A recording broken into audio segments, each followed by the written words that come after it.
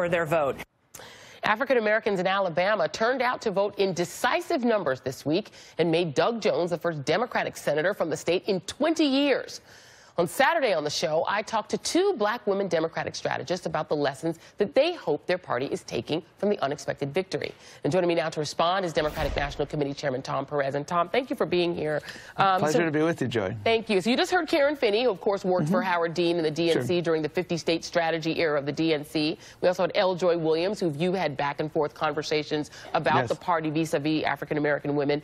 What lesson did you take away and did the party take away from what happened in Alabama?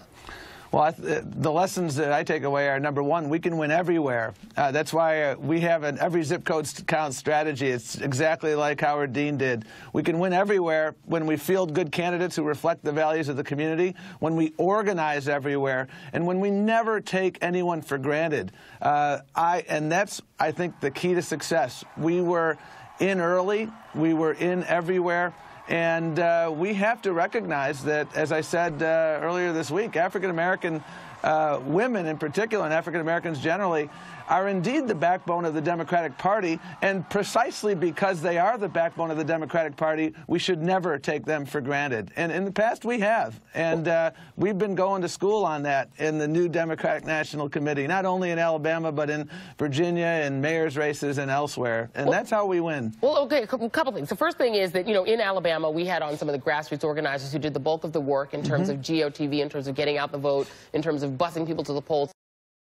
Registered. Is the Democratic National Committee committed to hiring more consulting firms of color who are on the ground in these states?